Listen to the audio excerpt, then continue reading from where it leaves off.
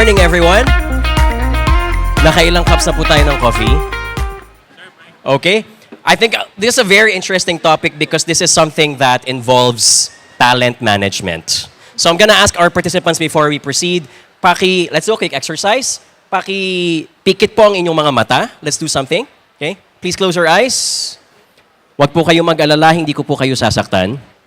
Close your eyes. And as you're closing your eyes, could you please pretend that you are blind? And as you're blind, sobrang init, for example, that you have to ask your seatmate for a glass of water. Okay?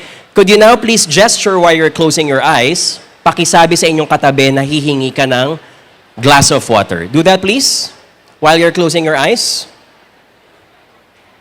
Okay, go ahead. Sige lang po. Please ask your seatmate for a glass of water. Very good. Thank you. Could you please open your eyes now? Very good. Thank you. Now, this is interesting because I was looking at two kinds of people in the audience. Type 1, some people did this. They closed their eyes and they said something like this. Which is interesting kasi sabi ko po, my instructions were clear. Kayo po ay bulag. Hindi po kayo pipi. Do we appreciate that? I said that you're blind, you're not mute. But in psychology, we have a term for this. We call this as unconscious bias. If one part of your body is incapacitated, you start thinking that the rest of your body also is. And the reason why I did that quick exercise, and by the way, sorry, sino po nakakuha ng tamang sagot? Which is you close your eyes and you have to speak up and say something. Raise your hand. Okay, very good. Now, if you did not get the correct answer, okay lang po yan ha, Jesus loves you. Okay?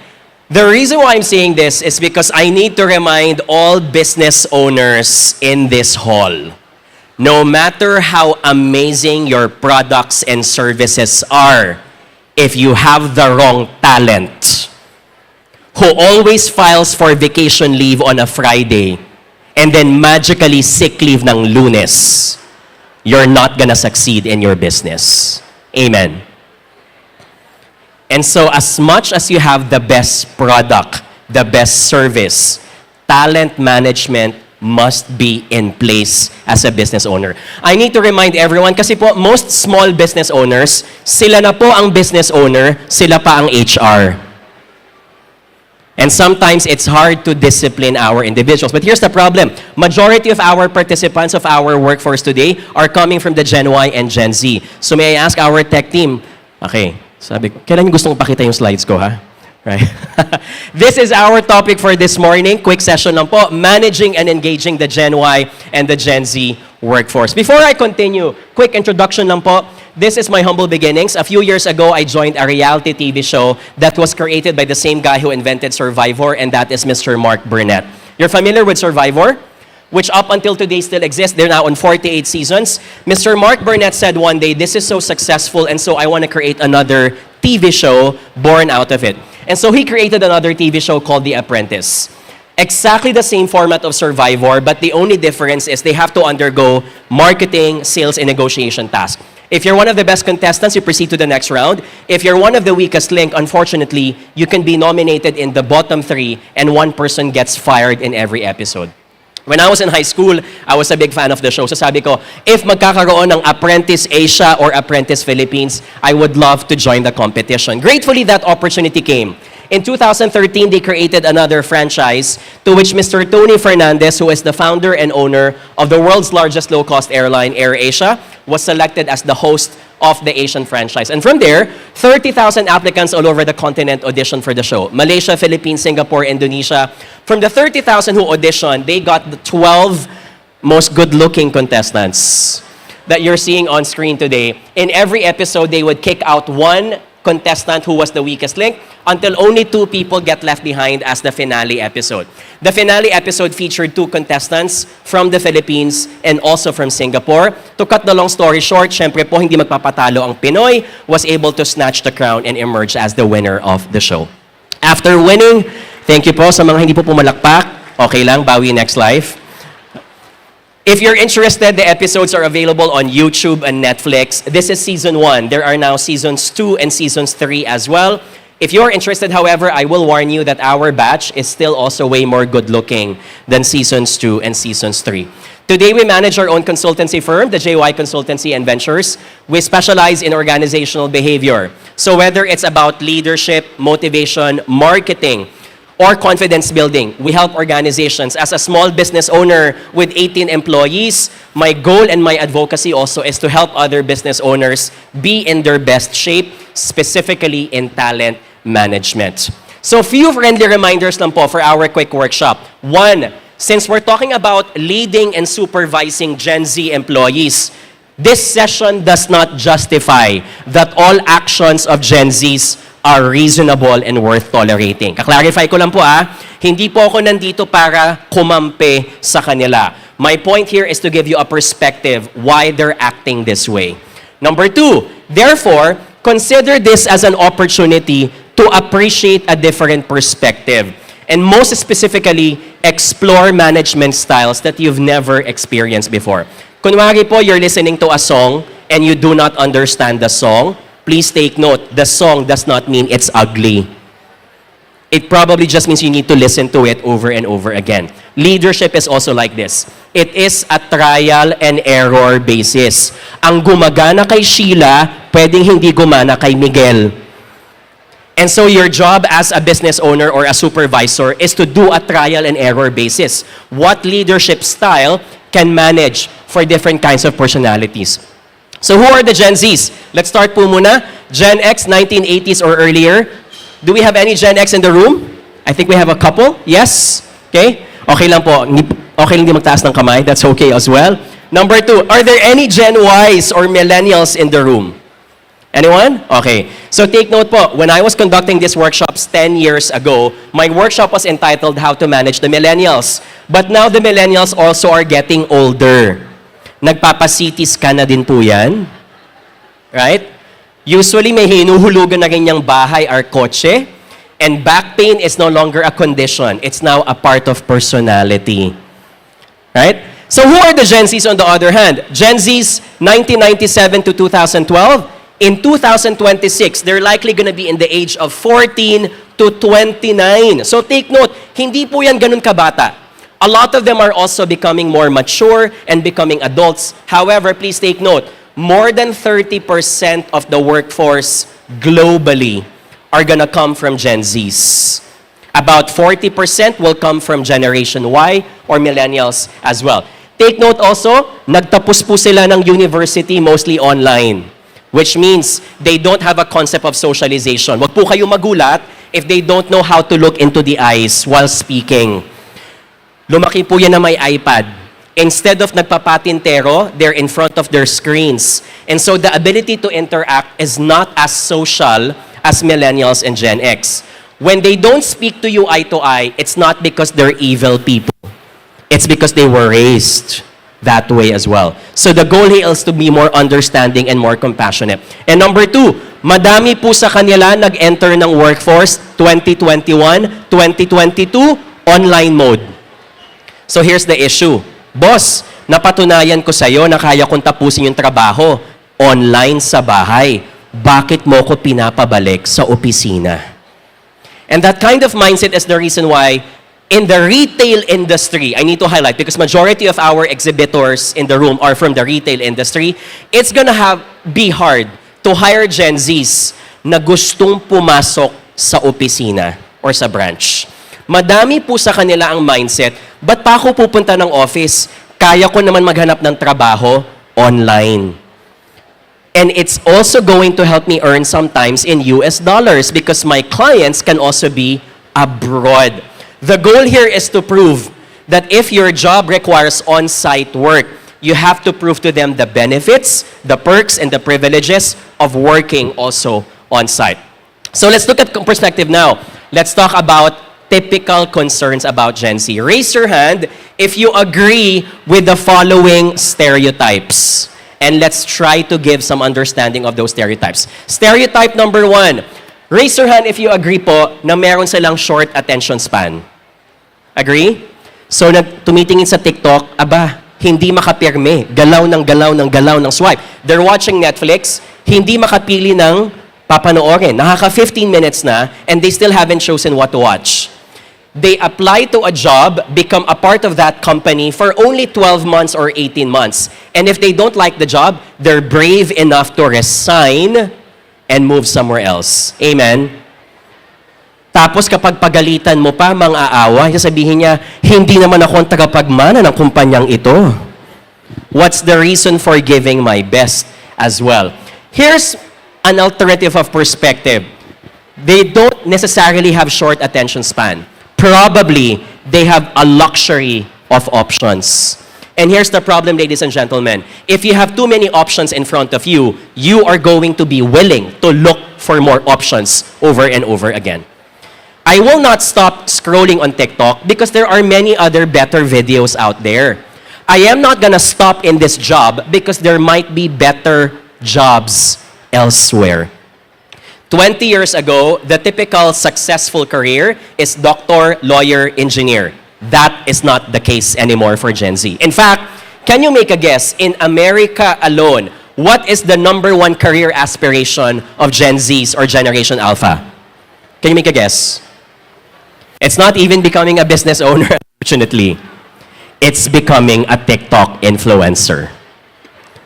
So the idea is, bakit ko pa kailangan maging empleyado kung kaya ko naman maging negosyante on my own? I post things online, I earn, and here's the sad part, they don't need to get taxed for most situations. So that aspiration has changed. Your job as a coach is to tell them, hindi mo kailangan maging perfect. Because that's the issue with a lot of Gen Zs. I want to have the best job. Kung hindi ko na gusto, lipat agad. I want to create the best email. Kung hindi ko gusto yung email, papa-chat GPT ko na lang. For example, your job is not to become perfect. Your job is to be potent. Potent enough to get the job done. And most of the time, you don't need 100%. 95% is already amazing in what you need to do. Second, raise your hand if you agree that they can have weak mental rigidity or toughness. Right? Boss, I can't go to the office today. I feel mentally unwell. And as much as I don't want to mock mental unwellness because it is a reality of life, we need to draw a line as business owners. Amen? Case in point, bakit ganun, Samantha, nagkakasakit ka lang kapag Biyernes at Lunes? May balak ka bang magkasakit ng Miyerkules? Kasi gitna siya ng week eh. And this is the problem among Gen Zs. When you have mental wellness to manage their ability to say that they don't feel well, and we are going to respect that, there's gonna be a point wherein you also have to be there to support them. But when I say support, I'm gonna say this. Samantha, it looks like every Monday you feel mentally unwell. Maybe it's time to look for a psychologist or a psychiatrist for you. And I'm not asking this because I'm policing you. I'm doing this because I care for you. Because hindi po self-diagnosed ang depression. You do not self-diagnose your anxiety. You ask a professional to determine that for you. Because I'm gonna say this, and I don't want people to think that I am against it, but I have had employees, they will tell me that they feel depressed on a Monday, only to find out when I check their Instagram account, aba, nasa Siargao. Nanlalasing pa siya and all. And I have to message them back. It doesn't feel like you're depressed when you're enjoying the beaches of Siargao. So we have to draw a line. At some point, we need to be firm for that. But here's a point of improvement here. What's a perspective? Totoo ba talaga that they are at a losing end? Yes. Because a lot of Gen Zs are in a situation where they are forced to compare themselves versus others. 20 years ago, if you need to know what's happening with your schoolmates, what do? You attend a high school reunion. And that happens either every year or every 5 years. Today, you don't need to attend one. Anong gagawin ni Facebook? Kahit wala kang pake sa inyong high school batchmate, idudut-dut niya ang photos at videos niya sa'yo. Because your friend Miguel is also a common friend of 6 other friends. And so the algorithm is gonna push you information. What happens now to Gen Zs? My point of comparison. Yung aking high school batchmate, pinadala ng kanyang kumpanya sa Japan. Visa covered. Naka-winter clothes. Buti pa siya, he's having a great time. Samantalang ako sa company ko, they don't even have water inside the office. That point of comparison makes them question their existence. So why should I stay in this company? And so I'm gonna move. I'm gonna look elsewhere. But that also causes the mental anxiety for many employees. What is your job? Your job is to tell them that comparison is the thief of joy. As long as you keep on comparing, and comparing is important because you have a benchmark, but you cannot compare endlessly. Because every time you're good, there's always gonna be someone who's better. There has to be a pause at some point. Fourth, let's talk about third one. Raise your hand if you agree that they are impatient creatures. Tama ba? Okay, I can sense yung mga iba, galit na galit, oh. Na-sense ko po yung giggle, right? Mahilig mag-shortcut. Sabi ko, ito yung 20 steps na gagawin para gumawa ng isang order. In-skip yung step 5. In-skip yung step 8. Nagmamadali kasi gusto nang umuwi at may Taylor Swift concert pang papanoorin. Question, are they always impatient? Yes, they may be, but there's another alternative. Their mindset is this: life is short. Why am I going to subject myself to 20 steps kung kaya naman siyang gawin in 10 steps? And boss, it's not because I'm lazy. It's because you're doing things inefficiently. I'll give you an example. Who here uses Canva? We have a Canva booth nga pala dyan, no? Nakita ko kanina. Canva? I will be vulnerable to say this. I did not learn about Canva until 3 years ago. How did I find out? Pinapagawa ko ng mga PowerPoint slides yung mga empleyado ko. Sabi ko, wow, ang bilis nilang makatapos ng presentation. In 3 hours, tapos agad. Usually, it takes me 8 hours. So sabi ko, are my employees cheating? And then I find out, boss, we're not cheating. We're just better because we know a better software. And that's when I realized a lot of my employees are able to get things done faster because they're also better with technology. So what's my point here? If a process can be done quicker, you save time. And when you save time, you can enjoy other things in life. That's the philosophy of Gen Zs today. So your job, however, as a leader, as a business owner, is to tell them, hindi po lahat kayang madaliin. At some point, meron din pong kailangan mag-take ng time. Case in point, you don't get promoted in 6 months. If you don't know how to manage people, it can take 2 years. And so balance matters. Our job as business owners and leaders is not to judge. It's to educate. It's to guide them despite those frailties from the employees. Here's one more. Let's look at the ultimate Gen Z plot. And why is it that they are less conscientious with their jobs? So look at the timeline. 2016 first, TikTok exploded. By the way, can I get a raise of hand? Who has a TikTok account? Okay. Not forcing you, but if you need to learn more about Gen Zs, you need to have a TikTok account just to check what they are posting. And they are very weird. My favorite TikTok account user is this Indonesian girl who every 2 a.m., she has this giant ear na may earwax sa loob. And every 2 a.m., for 2 hours, lilinisin niya yung tenga na yon. And she gets money out of it. That's how weird they can be. But here's my issue. TikTok has become a Bible for Gen Zs. Ang mindset nila, kung pinost po to ng 10 tao or 20 tao sa TikTok, it must be right. It must be true. Case in point, Gen Zs are no longer into religion. They believe that you can be a good person without subscribing to any religion. But they love this specific mindset. They love horoscopes. Kasi nyo ba? Boss, wag mo sa akin i-assign yung project na yan. I'm a Taurus. And the reason for that is because TikTok exploded with horoscopes in mind. During COVID-19, it became so popular. So everything I see online, if it's on TikTok, it must be legit. And then 2018 happened. That's the first wave of Gen Z entering the workforce. 2018 pumunta sa office, pero 2020 na-stop because of COVID-19. Here's the problem. When COVID-19 happened, it became an era of burnout. Madaming negosyo nagtanggal ng empleyado pero lahat ng trabahong matitira, maiiwan sa nag-iisang empleyado. Cost-cutting happened. What this did do to a lot of employees? It traumatized them to believe, wag mong galingan. Kasi kung gagalingan mo, sa'yo yan, tatambakan. Do we appreciate? Right? So, papasok po dyan yung mga TikTok videos. Hindi naman ikaw ang tagapagmana ng kumpanya. So, wag mong galingan. And they call it as, dapat po, sakto lang. Or as they call it, saks lang. Diba? Saks lang dapat ang trabaho. Hindi ganun kagaling, but just enough for you na hindi ka masisisante. So, damang-dama ka, pero hindi ikaw ang hindi sa'yo nakasalalay ang buhay ng kumpanya. Now, 2021 also happened here. Super inflation continues.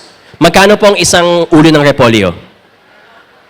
Sige nga po, may namamalengke po ba dito? Magkano po isang ulo ng repolyo? Sige, dalawa yan ha. Palengke at supermarket. Magkano sa palengke? Isang ulo ng repolyo? 100? Grabe naman. Sa supermarket, mga 60-70 kaya pa. But if you go to supermarkets like SM or Robinsons, 120, 130. Right? This happened because of COVID-19. And up until today, we are no longer living at a time na kaya mong kumuha ng sarili mong kotse at bahay the same way our parents were able to do so. Amen? Shoutout nga pala sa ating government agency na nagsabi kaninang umaga na pwedeng mag-Noche Buena 500 pesos. I disagree with that. But that is super inflation, ladies and gentlemen. So here's the issue now. With all of these things happening, why are Gen Zs like this? One, the mindset of the Gen Z is this. Kung sinasabi to ng ibang tao na wag mong galingan, okay lang na wag galingan. Because everyone on TikTok says the same thing. Number two, ang mindset din po nila is, there's more to life than work. Hard work is not something to be proud of. And because mahal ang mga bilihin, my hard work is not gonna make me any richer. So bakit ko gagalingan? Hindi naman ako mapopromote at some point, di ba? And I disagree with this, but my job here is not to tell you what we should believe in.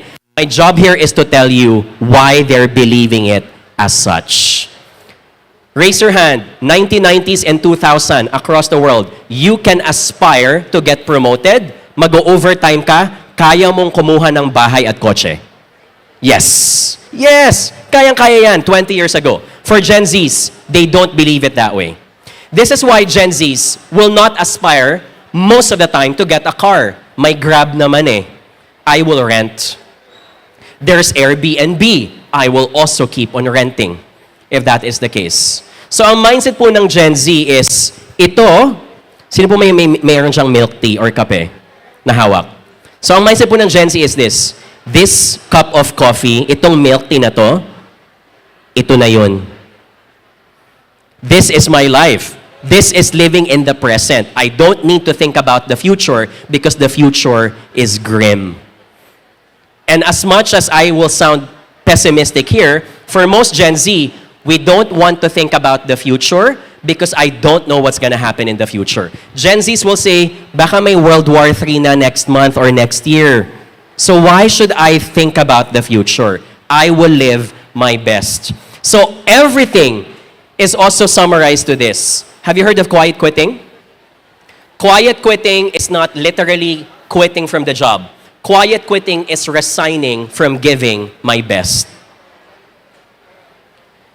If I'm only earning this much, if I'm only gonna get this much, saks lang dapat. Time in, time out.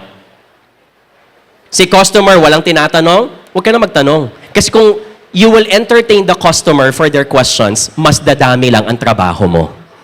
Amen? And I hate that. Because as a business owner, I want my employees to take more initiative. And may I remind everyone that unfortunately, that is how a Gen Z thinks. Dagdagan mo pa ng social media. 15 minutes, kating-kati na yan mag-check ng TikTok or Facebook. Such that even if you implement policies wherein no usage of phones inside the branch, they will find a way to check their phones. Right? So, last one, before I go for giving the tips. What is the mindset of Gen X and Gen Z? Gen X, financial freedom brings happiness. If I work more, I'll get more. Gen Zs don't think that way. The system will never give me financial freedom, and so I'm gonna enjoy my life around it. Gen X will think, ang aking ifi-flex, bahay, kotse, appliance, air fryer, refrigerator. Gen Zs will not think like that. Sure, it's nice to have a house. It's nice to have a car. Pero ang aking bagong flex, experience, memories. If they go to the SME Expo right now, they will take a photo with their IDs. Nakaganyan pa. And then they will post it online and say, I am here at the SME Expo, hashtag new learnings unlocked. And then they will meet new friends. So they will take photos with the friends, meron silang barkada, hashtag new friends unlocked. And then they go home. Muntik nang magkaroon ng aksidente kasi traffic ngayon because it's Christmas season. They have to post about that. Pag uwi ko kanina galing sa event, my gosh, muntik na ako maaksidente. Buti na lang, we are safe. Hashtag new fear unlocked. Gen Zs are not just chasing for achievement. They're chasing also for applause. So in their minds, if I cannot get all of these things, babawi ako with experiences, memories, achievements. What is the call to action for business owners? Gen Zs are not just here for the money. Don't get me wrong, mataas na sweldo, gusto ko yan.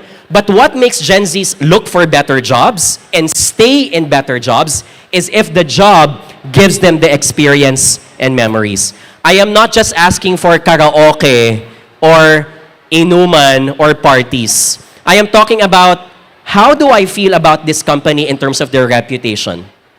Am I respected by the owners? O ang tingin lang ba sa akin ay sumusweldo ka, therefore sundin mo na lang lahat? Right? Small perks, libreng pakain for them can be as important also. And I'm gonna show some data about that later on. But my point is, it's no longer about the money, it's also about the benefits, experiences afterward. Here's one more. Let's look at flexibility. Compare how the Gen X versus the Gen Z see their life. Gen X on a day-to-day basis will see it like this. I wake up at 6 a.m., I work, lunch break, I work, I go home at 6 p.m., shut down my laptop, that's it. Gen Zs are more complicated. It's also similar, but in between, meron po yung social life. Pagdating po ng lunchtime, pupunta ako sa gym. Pagdating po ng lunchtime, because today is 11:11 Lazada, or 12:12 Lazada, I will eat on my own because I need to add to cart a lot of items. If I'm going to have my work, I'm gonna watch a 15-minute episode on Netflix during my coffee break. I'm gonna hang out with my friends after dinner. What's my point? Gen Zs do not think of weekends as personal time. Gen Zs believe that any time of the day is personal time that can be inserted during work. So I'm gonna make a disclaimer here. If the job that you are hiring for entails the employee na hindi ka pwedeng mag-personal time off, you have to be clear about it from the very start. Otherwise, what's gonna happen? May tindahan ka, siyang nagbabantay. Every 10 minutes, magbabanyo kunwari yan. Only to find out that they are doing other things. Yung cellphone niya, naka-turn on lagi yan. Because for a lot of Gen Zs, ano pa pong kulang dito? Ano pang kulang? Paggising sa umaga, lunchtime, at pag-uwi. Kailangan po may content update. Paggising sa umaga, mag-upload sa Facebook or sa Instagram. Hashtag, slay the day. Pag-uwi sa bahay, kailangan meron ding photo. Hashtag, pagod pero masaya. The goal of a Gen Z is to believe, my life is not dictated by my work. My life dictates how my work is gonna come about. It is the opposite in today's world. Also, pansin nyo po, these are usually done during weekends 20 years ago. I'm not gonna wait for a weekend. Life is short. Nung COVID-19, lahat ng tito, tita ko at kaibigan ko namatay. So ba't pa ako maghihintay? Kung kaya kong gawin, gagawin ko na. Bakit ako maghihintay? So another example, look at life. Gen X, there are 3 eras. School era, work era, retirement era. The mindset of a Gen X is, I work hard so I can enjoy my life by retirement. Gen Zs don't think it this way. Gen Zs only have 2 eras. The school era and the rest of adult life. So the mindset of a Gen Z is this, I am not gonna wait until 70 years old to finally go to Boracay or go to Japan. Baka wala na akong tuhod nun. I'm gonna do it this weekend. And the mindset of a Gen Z is this, even if I don't have money anymore, I am going to travel. Why? Deserve ko yan. And you notice how the marketing scheme is, if you don't have resources for anything, find a way because deserve mo yan. There's another term that Gen Zs use. I don't have money anymore. I'm gonna swipe my credit card to the max, but I'm gonna buy that new iPhone 17 because, what's their excuse? I am healing my inner child. And sometimes, nakaka-relate ba tayo? And sometimes I have to remind them, you're not healing your inner child. You're refusing to grow up. And so I need to remind you, go lang, enjoy life, but you have to think about the rainy days as well. What's my point, ladies and gentlemen? If your company cannot have a level of flexibility, adjusting to some of these basic needs, you're gonna have a hard time retaining them in the organization. Now, you might say, John, hindi ganyan ang trabaho ng aking mga empleyado eh. They have to be at the store 100% all the time. Sure, I understand that. But you have to be very clear interview stage pa lang. You have to be very clear bago magpirmahan ng kontrata. Because a lot of Gen Zs do not see their jobs as full-time responsibilities. And that's also because of their age. Do we appreciate that? Are we learning something so far? Yes? I'm also gonna add, we did a survey in 2022. I cannot divulge the company, but this was a survey when we asked the question, which of the following statements can you relate with when we refer to flexibility at work? So Gen Zs are about flexible jobs and careers. If you look at the data, the answer here. So top 3 answers, I can get the job done even without being in the office. The second answer, I can work on a task at a time when I feel like doing it as long as I finish on time. So meaning, boss, wag mo kong bantayan ng alas 8 ng umaga. Basta tatapusin ko yan. If you need it by 12 p.m., let me manage my job on my own. I promise you, I need trust to get this done. So I'm gonna ask the participants now, could you please approach your seatmate left and right? What do you think are the other responses when it comes to flexibility for Gen Zs? Okay, I'll give you 1 minute. Discuss with your seatmate. Time starts now. How do you define flexibility? O, ang number 3 answer po, I can skip some steps if I don't think it's necessary. Okay? What do you think are the other top answers? If we were going to play Family Feud or Survey Says, ano pa pong ibang lalabas dyan? So we said, location, time, steps. Ano pang ibang flexibility? May I get some shout out from the room? Uy, naintindihan niyo po ba sinasabi ko? Yes, ma'am. Destination, okay. Meaning where they work? Okay, travel as well. Opportunities, that's right. Abroad, okay, yes, of course. And the mindset of a Gen Z is this. Gen Zs love it when they get to travel because look at me. I'm here, you're not. And there is a term for this. We call this as clout. Clout is the amount of desire, amount of attitude, amount of prestige that you get. The typical Gen Z would want to have a blue check mark beside their name. So ang mindset nila, I'm here, you're not. Subscribe and follow for more content. That's a Gen Z mindset. So here are the other responses. I can modify a new process if I think there's a better way. I can modify my compensation or benefits. We were doing this workshop in Jakarta a few weeks back for an insurance company. And I was surprised. Ang benefit po nila, meron silang maternity benefit. If you happen to be pregnant, you get vacation leave, maternity leave, and maternity financial benefits. But they also respect that majority of their employees were singles. So they have what they call as the singles benefit, wherein every year, you can claim a certain amount of money as long as you have receipts specifically for gadgets or travel. Which works for them. Oh, please don't get me wrong ha, baka may balikan nyo yung mga HR nyo, sabihin nyo, ba't po sila may ganyan, kami wala. It depends on the organization in this case. But my point is, their goal is to customize, right? Their ability to happy. I can initiate or engage in a new project. I can use a different software or platform. I can text or email instead of meeting up. I can move to a different department or team.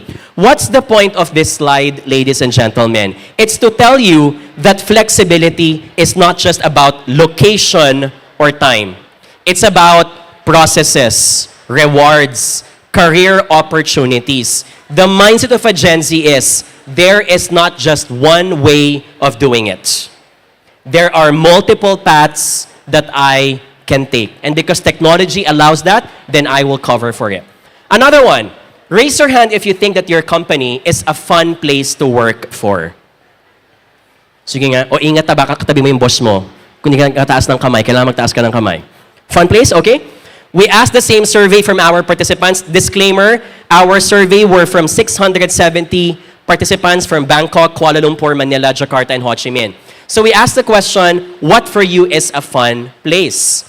Could you please discuss for 1 minute with your seatmate? If you were to define a fun organization, what would that be? Sige nga po, fun? Give me some shout-outs. How would you define a fun place? Kailangan ba may libreng coffee every day? Diba? Fun? So give me some shout-outs. Anyone, folks? May gym sa loob ng office. Diba? Ano pa? May movie theater. Okay, sige. Parang bahay na to, no? Parang hindi na opisina pinag-uusapan natin. Right? So let's look at the answers here. The top answer was culture. Flexi time, the openness to speak up in personalities. By the way, if you have a very popular company or brand, you have to embrace this fact. Meron pong dedicated na Reddit thread para lang sa inyo. At dapat po binabasa nyo yan because you have a good idea what people are saying about your company. Okay? Number 2, freebies and benefits. Kung pwede, may free food, transpo, gadgets. Third, office space and layout. Okay? It's not surprising that one of the most popular TikTok videos is the "Get ready with me, a day in the life," and then they will show their video of their pantry. My favorite one is the Korean canteen. Have you seen those? The Samsung canteen where they offer free food to their employees. Meron silang malaking tray, and then they have to get the food on their own. That's another example of it, right? Product is aligned with my values in life.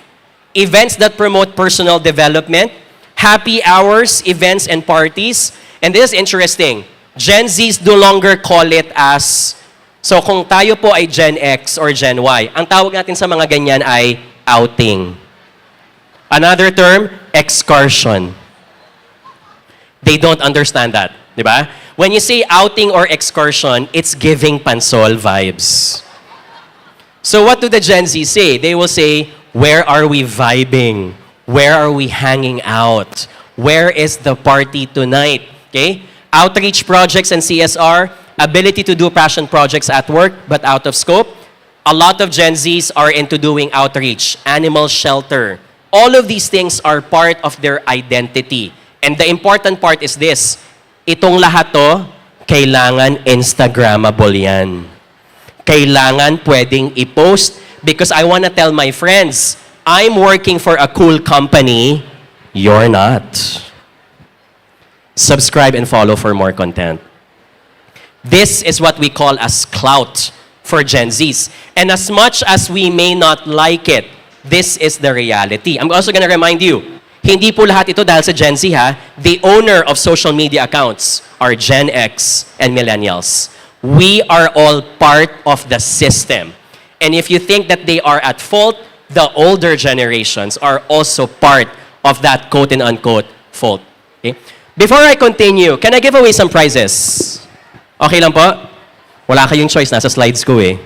Okay? So we are in the business of education. Tomorrow, in YMC Building in Chino Roses, Makati, we are conducting 4 workshops about business, specifically sales and customer service. The first one is level up your customer service. The second, ayan, very important to ha, managing irate customers. Third is less text, more visuals, how to create slides, how to improve your pitching. And the fourth one is Pitch Perfect. I will be asking some trivia questions. Pabilisan lang po ng kamay. If you know the correct answer, we would love to give away 2 tickets for the 3 winners. The ticket is worth 1,750 pesos. Kung manalo po kayo, request ko lang, huwag niyo pong i-resell sa Lazada. Mawawalan po kami ng kabuhayan. Okay? And also, please take note that our workshop is in partnership with Welfare for Animal Gardens and Shelters. The proceeds of our workshop go to animal stray feeders and shelters all over the Philippines. So if ready na po kayo, my first question is this. Raise your hand if you know what does ASL mean. Okay. Yes, sir. So, lalabas na po ang ating mga edad for no. Yes, sir? Age, sex, location is correct. Congratulations. Palapak naman tayo for the winner. Sir, for you to claim your prize, we have a booth dito po sa may likod, sa SME Expo booth. We'll see you there later because I will be there to sign my books as well. Okay? So, age, sex, and location. Naalala niyo po ba ang Yahoo Messenger?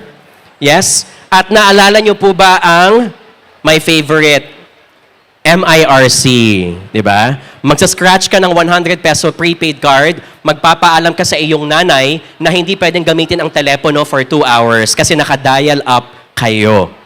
The interesting part, Gen Zs do not understand this. Okay? Second question, Miss, make sense out of these jumbled letters.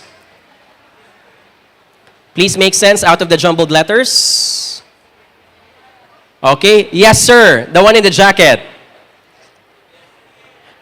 And these are all what? Very good. These are all legacy TV stations in the Philippines. Okay? What is the most interesting part? Gen Zs don't understand that there was a time that you have to stay in front of the TV to wait for a specific show. They don't understand that. So they're like, if you're watching, let's say, a TV show and you're episode 58, but you missed episode 1 to 57, how do you do that? And they get surprised. Wala, ikukwento mo. And then you hope to God you understand the next episode because for them, episode 1, you can go back on Netflix. And that is radically changed, ladies and gentlemen. This is a generation where they think everything can be done online. In fact, Google search is no longer dominant for Gen Z. Where do they search information? TikTok and ChatGPT. And ChatGPT is better. Why? Would you like me to create a table to compare those 2 things? May ganyan pa po siya. And so Gen Zs are going to be used to that as well. Last one. Tell me, what is this gadget? Okay, ang sagot niyo po, it will reveal your age, so be careful with your answers. Okay? Yes, ma'am? MP3 player, naku po, wala na pong MP3 player ngayon. But yes, it can look like one. Anyone else? Yes, sir, with a bag. Wi-Fi router is also very Gen Y and Gen X to say. But it is not. It does look like. By the way, wala nang Wi-Fi router mga Gen Z. eSIM na sila. Di ba? When they travel abroad. Modem is, ang liit naman ang modem natin. Yes, sir. CD player, okay, hindi rin. Yes, ma'am. Charger, okay. Yes, sir. Malapit na, but I need a term for it. Anyone? Hindi po to pocket Wi-Fi. It's so surprising. A lot of Gen Zs don't know what a pocket Wi-Fi is. When they travel abroad, it's eSIMs. Okay? Wala po? Yes, sir. Mouse mover, may isa pang term. If no one gets this right, I will give this prize to you, but I need a specific name. Mouse pad, okay. Yes, sir. Mouse jiggler is the correct answer. Okay? What is a mouse jiggler? There are companies required mag-log online. Alas 8 ng umaga, gusto kong alam ko na nasa online ka na. But a lot of Gen Zs fake it. They will put their mouse on top of a mouse jiggler, and that device jiggles to make it look like they are working online. Okay? I just need to highlight that because if you require employees, they might be using a mouse jiggler. Okay? Organize. Can I just extend for 5 minutes? Last na po. Okay lang po ba? Okay lang? Yes? Okay lang? 5 minutes? Is that okay? Or I can cut now. Okay lang? Oh, time's up na. Okay, just to summarize before I end, there are 3 things that I wanted to consider for Gen Zs. 1, it is not all about money all the time. Money is important, but experiences, prestige, and all the memories that they will make will count for them significantly. Number 2, flexibility is important. We cannot just impose the rules. We also have to explain why the rules are in place. Otherwise, we also have to give in for them. And the third one, Gen Zs make decision mostly from what they see online. They will compare, they will evaluate what they see online and compare it to reality. So if your company is not also grounded online, you won't be able to make the cut. I wish you all the best for all your businesses. Maraming salamat po. Thank you.